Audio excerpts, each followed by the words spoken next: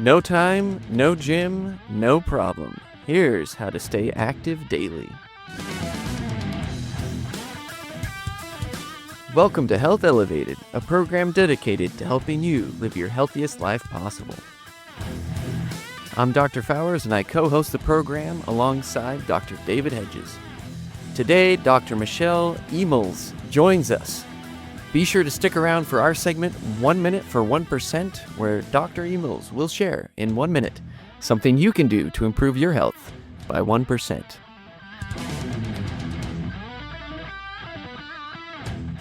We believe small improvements over time lead to amazing outcomes. Thank you for joining us.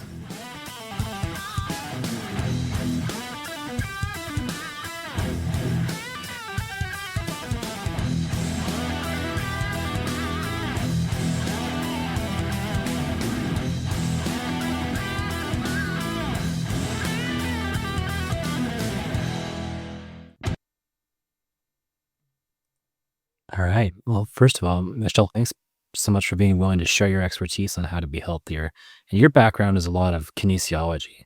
And I think just to kind of initiate the conversation, you've got a lifetime of experience with helping people get moving and with moving yourself, a lot of experience yourself with being outside, with moving. So just my initial question, how can you make movement and being active part of your daily life? How can the average American living the average American life be focused on movement? That's a great question, and I'm so excited to be here with you all today. I think if we had the perfect or easy answer for that, everybody would be moving, and again, our overall health and well-being of our society would probably be in a lot better place.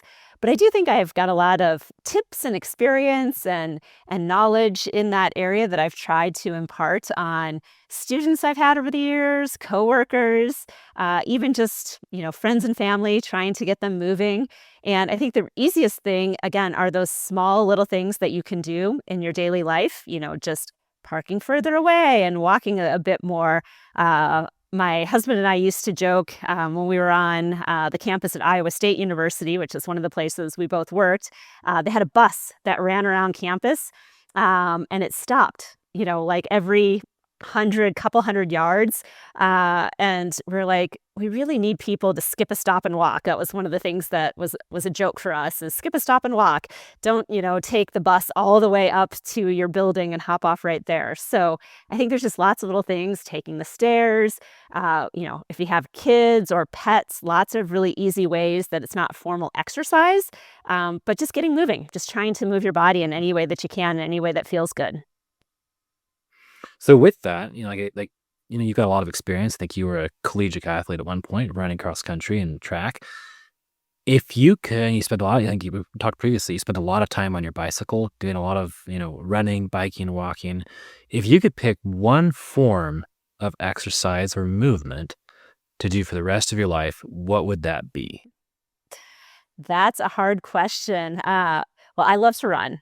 So I hope I've got many decades of running ahead left for me, because I probably became a runner. I went out for cross country in 7th grade. So I don't know, what are you, 12 years old, maybe in 7th grade.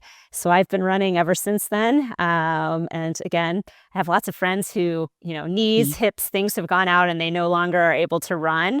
So I hope that I'll be able to, again, continue to run into my 70s, 80s, even beyond if I can. But really, for most people, and a lot of people aren't runners, I think it takes a certain type of person and body type and all of those kinds of things to be a long-term runner. I think walking is the best exercise. Most people can do it. It's, easily accessible. You don't need a lot of equipment or a gym or anything like that. So I would say walking is my favorite, because again, even cycling, you need a bike, those kinds of things. So I love walking. Love a good hike or a good walk as well. Thank goodness you said that, because, I'm not much of a runner myself. And I always think that the best exercise is the one that you're going to do and stick to, because I'm all about consistency. That's what I think is important. So I'm relieved to hear that, I don't have to become a runner. It's yeah, not for everyone. I feel like people either love it or hate it. So the people who love David it, likes it. great. He's a Stick with runner. it. Yeah, I Yeah. run quite a bit. I really like it, but I would also agree. As much as I love running, every day, I would pick walking as my first thing. That is the most fundamental. Yeah. So, when I actually had the privilege of, part of my dissertation included doing some analyses on a walking study, an RTC, or a randomized control trial, RCT. And very fascinating stuff. I won't get too much into that. But the reason I was able to do that was because we have new technology in the form of wearables. Like, check out, I'm wearing a watch. I'm not going to say what company it is. I'm just kidding. So we don't have to, endorse anyone here. But so the wearables are an interesting thing. They're relatively new, and they're allowing us to track data for people continuously. We have like these ginormous time series. I'm very grateful for it because it allowed me to incorporate that into a dissertation. I have a lot of fun data to analyze in this context. And we were looking at people walking and their walking behaviors. But, wearable technology. Besides the data part, let's focus on the individuals at play here. The people who actually are wearing the watch, not the scientist behind the curtain that's, crunching some numbers about what they're doing.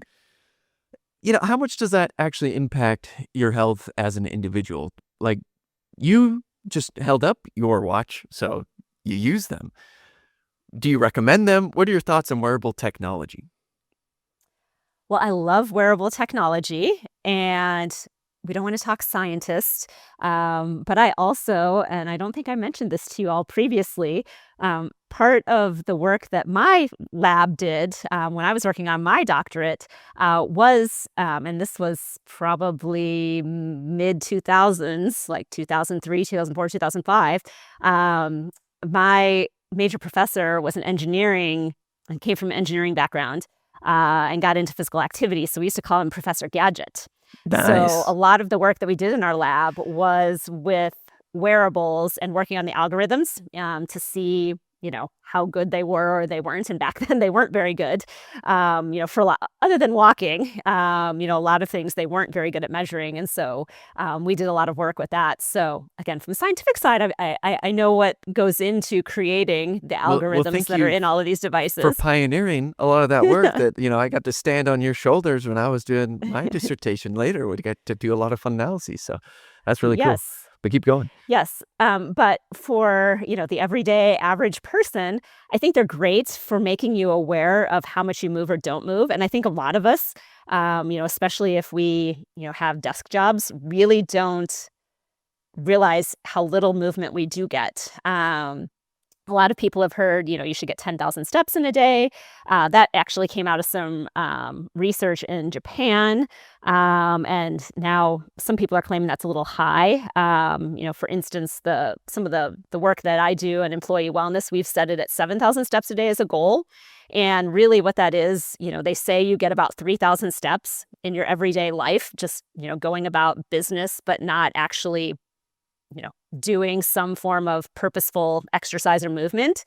And so again, that's just kind of the basis. And so, the recommendation is that you get 150 minutes of moderate physical activity a week. So that's about 30 minutes, 5 days a week. And so 30 minutes equates to, again, depending on stride length, getting real scientific here, you want to get about 4,000 more steps above those 3,000 that you get just in daily life. And so that's where the 7,000 steps kind of comes in. But again, I don't know if you've ever paid attention to that. On days when I've, been super busy and haven't really been able to exercise, don't take I've been sick and I don't take my dogs on a walk. I have dogs that I walk 3 times a day. So that's a great way to get exercise without realizing that you're getting it. But if I've been sick or traveling and, away from them, there's days that I don't even hit 3,000 because I work from home. So for me, like walking to my bathroom, walking to my kitchen, between my desk, it's not very far. And so a lot of people nowadays, especially working from home, don't even get those 3,000 steps a day. So having any kind of tracker, even your phone, you can, if you carry it with you, some people always have it in their pocket, always have them with them. that will track how many steps. You don't actually have to have a wearable, but I do think wearable devices are great. And there's so many different kinds out there, whether it's a watch, whether it's just a band. You can buy just basic bands that don't tell time. They're a lot cheaper. Even things like the rings and things like that. Again, I don't know if we want to say any different companies here, but I've also had the Ring before that, is really good at sleep tracking, but also does track physical activity. So lots of wearable options out there. And I do think it's good for awareness. If you're trying to increase your activity or not really sure where you're at with a baseline. So I'll go ahead and kind of say, around my experience with wearables. So I have a wearable watch, and I originally got it with the sole intent that I wanted to do heart rate based running and biking. So shape my training with that. And I use it with that consistently, and I really like it. But I have gotten more value from just the daily tracking of basic health metrics, things like my sleep quality, how many steps I take, my heart rate variability, approximate VO2 max calculations. And that has done more for my overall health and well-being since I've received the watch than anything else. Just being aware of what my baseline activity and health metrics are like. Now, the algorithms, I don't think that they're accurate, but I think that they're consistently inaccurate. I don't know if that makes sense. I think that if I make an improvement, I think that improvement's legit because I think that it shows over time. But I don't put any stock in the raw value or comparing that to the literature that I see or anything like that. But I can monitor my own progression or regression as I'm going, and that's provided me with such guidance on how to better live my life, to have more movement, have better health overall. It's been fascinating. So I never anticipated this getting a smartwatch. And in fact, I don't use it as a smartwatch. I deliberately don't receive messages because I hate getting messages. But I don't anything else with it. But just the health tracking and then the movement tracking has been huge in terms of empowering me over the past several years.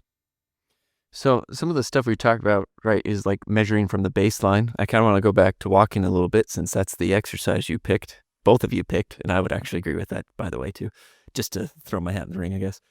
And I got to say something about, so what you said is actually, I guess, backed up by some of the research I've done. So we have like a baseline set of walking, and if anyone wants to like increase how much walking they're doing, right, it's actually quite difficult to try and convince people to do more. Like you probably see this in your own life. You set a goal and then like it's hard to live up to that goal, and a lot of people struggle with it.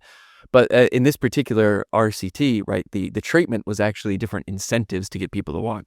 And the cool thing is they had that incentive structure for an entire year, and then we followed up a year later to see who was still walking, like who maintained their new habit, who was able to increase how many steps they were taking a while later. And to your point, you mentioned this, and I want to just emphasize it because I think it's very important for everyone, including our listeners, is those who are able to continue in their habit after a year, so a full year without any incentives at this point, were the ones who were doing the walking purposely for movement and exercise purposes.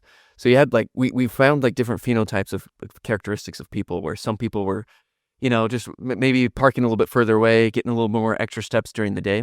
But the people who were able to maintain this long term, they got their baseline steps in, but then they took time for themselves to get an extra however many steps around the same time of day, like go for a walk, and they were able to maintain it long term. So this idea that like wherever you're at in your steps, which is probably hopefully around 3,000, you can increase it. And the best way to do that, I would argue, and what the data seems to indicate, is to purposely plan to increase it and go out for a walk to get more steps instead of just hoping that you're going to get more steps during the day. Your thoughts, Michelle, on that? Yeah, I totally agree. That's great advice. And I think, again, a lot of it is just about fitting things into your lifestyle, knowing where you're at, and our lives change. I just sent a son off to college, and I've got a daughter that's still in high school. It's a very different lifestyle than, when you have younger kids, or if you have no kids, before kids or after kids are out of the house. And so again, I think the key is finding what works for you. And so, we got 2 puppies during the pandemic, and so we've had them going on 5 years now, and we didn't have a fence when we first got them, and we hadn't recall trained them. So we would take them out to go to the bathroom 3 times a day. We'd go for a little walk. So as soon as I got those dogs, I was automatically getting a lot more steps than I ever had, just by going out and, taking them for a walk 3 times a day. And then they actually learned they liked going to the bathroom on walks. And so we just kept up those walks. And so, in my lifestyle where I'm at, that's great. When my kids were little, had baby jogger that, I'd take the kids out and walk them in.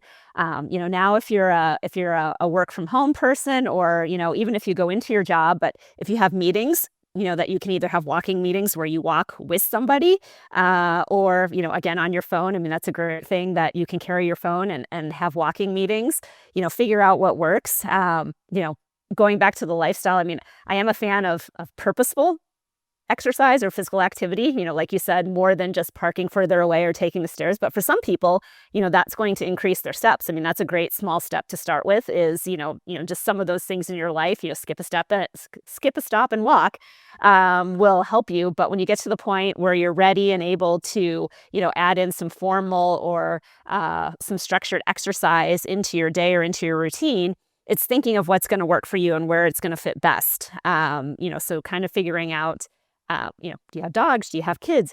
Do you go grocery shopping every Monday evening or whatever it might be? And I mean, you actually get a fair amount of steps if you grocery shop. I actually go to several stores when I try to do my grocery shopping all at once. So I get a lot of steps going up and down all the aisles at 2 or 3 different stores. So there's a lot of different ways to do it. And it's just really figuring out what works best. But again, that's why I really like walking, because you can fit it in so many different ways, and it can be very purposeful, or it can be just, parking further away, taking a longer route, taking the stairs, those kinds of things.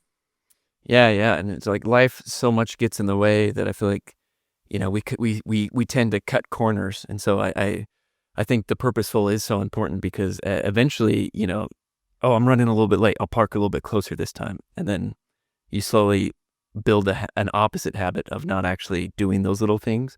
So I think they might be a good stepping stone into doing it purposely, but I really think purposely is the key.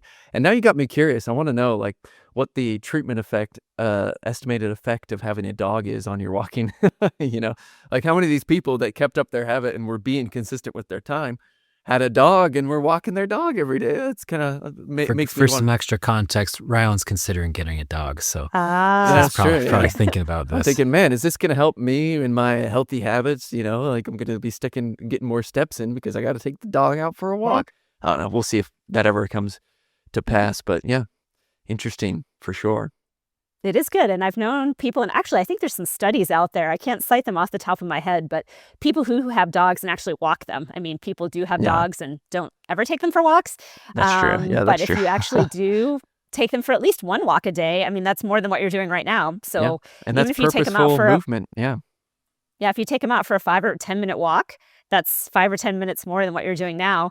I actually probably spend, depending on the time of year, between 45 minutes an hour extra walking now with them, because I do at least 15 minutes when the weather gets bad. I will admit, when it's very cold and snowy and awful in North Dakota in the wintertime, our walks are a little shorter. So they're probably closer to 45 minutes total for the 3 walks.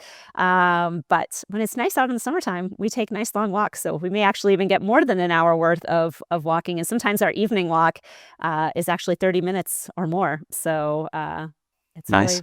It's really nice.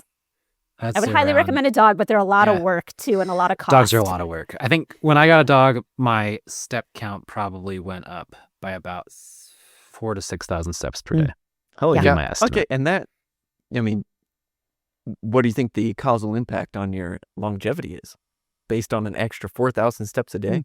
Well, when you combine it with the added stress that dog gives you, I don't know. So whatever. You love your dog. You're so attached to you go walking with your dog all the time. You go running with your dog, don't you?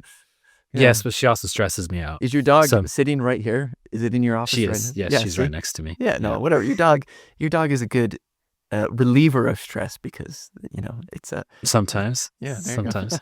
Yeah. That's Until you funny. get the vet bill on them, they hurt themselves and Oh you have to yeah, go to the Vet, vet. that's when it's That's the yeah, stressful. worst. You're like, I'm yeah, spending. and Yeah. the whole puppy stage, I think, is like 8 to 12 months of just very, very high stress. So All the money you yeah, save on your own health goes towards the vet bill. So it's a wash. And fixing all the woodwork that they chew. At least my two puppies chewed a lot of woodwork that we eventually had to fix. Oh man. yeah, yeah. So yeah, have fun, Rylan. So to kind of Now I just guys, won't go get back one. to Just kidding. an earlier topic. So I mentioned previously that I monitor all these health metrics, and one of them that I monitor is VO2 max. And I'm very nerdy. I recognize that, and I take these topics and I read up on them. So I look at these like, why is my watch manufacturer tracking this? And I read about what it learns, and I have my own background where I did a lot of time studying metabolism and like the effects of metabolism. And I've got this private theory that metabolism is I think the root of much of the chronic disease that we see, and that inefficiencies or variations in metabolism lead to disease states down the line. And um, I in a lot of my reading, I kind of read about VO2 max. So this is your ability to consume oxygen in tissue, and actually like the maximum ability of your tissue to burn through oxygen. So, we know we need oxygen to get movement. We know we need oxygen to survive, but our ability to use that oxygen can be quantified into this VO2 max score. And then I think most fitness watch manufacturers build in an algorithm that estimates your VO2 max. You can only really calculate VO2 max through very painful, difficult lab tests. And people throw up and get all sorts of interesting things going on. But Paint. watch Yeah. manufacturers give this nice little thing called a VO2 max score that you can check and monitor over time. And I'm fascinated by mine. And I often will try to shape my training to increase my VO2 max, because I think that the high VO2 max scores are one of the best thing that we can have. But I'm curious what your thoughts are, as a former, competitive athlete, as someone who, tracks these things. I'm doing it. I guess maybe ask you, do you track your VO2 max as well? Is that something that you watch?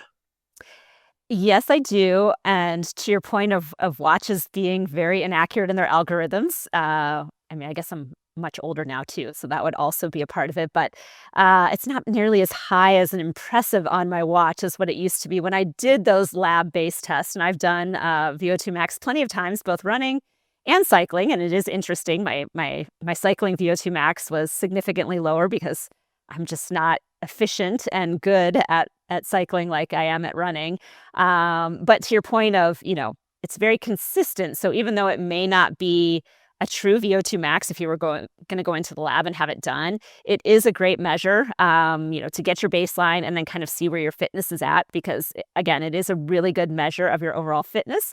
And I would agree with your statement that a lot of our chronic conditions and the problems that we have in our society today are related to lack of fitness and lack of exercise and movement. And your VO2 max is a great way to measure that and consistently follow how you're doing over time. And as you probably know from the research that you've dug into, there's definitely research that shows, a minimum level of a VO2 max is needed for good health and good outcomes. Yeah.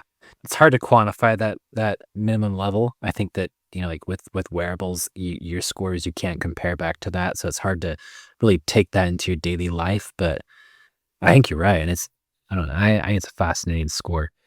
To make everyone feel Yeah. better, I want to say that everything I've seen about how watches record VO2 max, they tend to underestimate, is what I've seen, which sounds like that's the case since you've actually had yours tested. Which, by the way, how was that? Is that like, did you throw up? Did you faint? No, and I technically, so there are, if you're doing again, with my kinesiology background, we, would learn how to do these tests, because that's part of what kinesiologists do, is they, test other people for VO2 max, particularly athletes. So we learned how to run the tests ourselves, and then we were the victims, so we were the participants as well, doing them. But of course, since I was the runner, they always made me do more of them, and there Nice. would always be a crowd in the lab watching as I was doing mine. And I'm actually on the higher side. You're a runner. I It have a makes fairly sense. high VO2 max.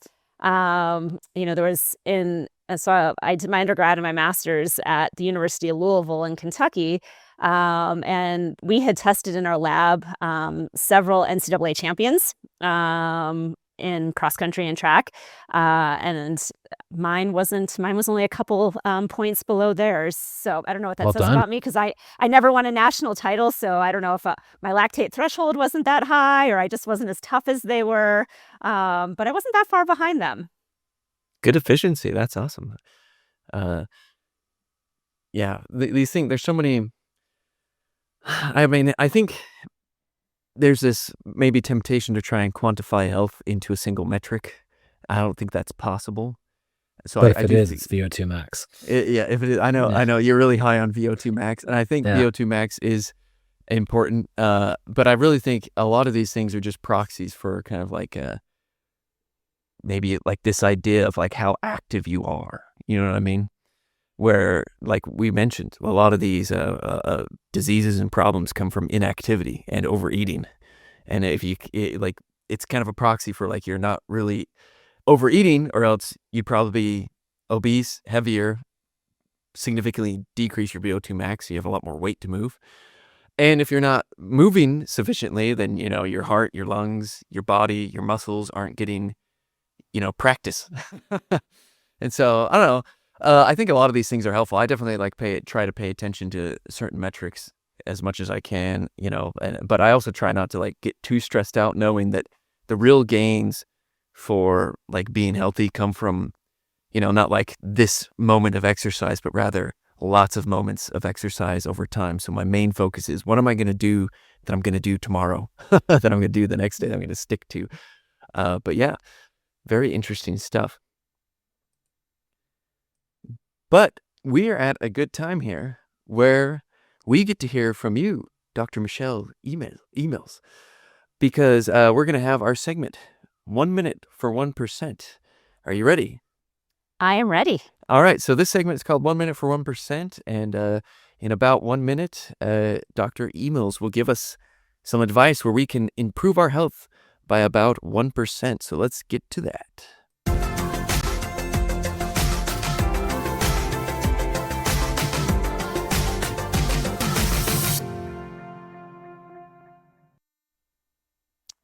So my 1 minute for 1% tip is move in nature with others. This is my tagline for living your best life. Movement or physical activity is the most important thing for me and for your overall health and well-being that I like to promote. You need to find something that you enjoy and will stick with, as we've been talking about on the podcast today. So we all recommend walking, but if there are other forms of physical activity that you love or ways you love to move, definitely try that, because you want to be able to stick with it. Next, being in nature has shown in research over and over again to have so many positive impact on a person's overall health as well. So if you can move in nature, you're getting even more positivity and piling the effects on your overall well-being into the positive range. And finally, we're social animals, and being with others is essential for overall health. Moving in nature with others is the secret sauce. So if you're looking for a hack, that is my 1 minute hack to move in nature with others. And I often reflect on holidays like Thanksgiving, when you see so many groups of friends and family out walking together in nature and enjoying time with each other, that if we could only bottle that up and have people continue that on a daily basis, they would really be in a great place. So that is my 1 minute for 1%. Move in nature with others. I definitely love the moving part of that. David, I know you are all about nature and getting out in nature. It's probably one reason why you live where you live. But I don't know, David, what do you think about the nature part of that? With how important do you think that aspect of it is? I think it's huge. I think that it's we're seeing a national epidemic right now in terms of anxiety and depression. A lot of people have linked that to, the use of screens in our lives. And as that screens goes up, we see corresponding anxiety and depression going up. And I think that the antidote to that is exactly what you said, to get outside, be around in the environments that we evolved in, spend time in those instead of the environments we create. And I think there's a lot of value, a lot of a lot of benefit that we can get that we probably can't quantify. Yeah, thank you, Dr. Emails, for that great 1 minute for 1%.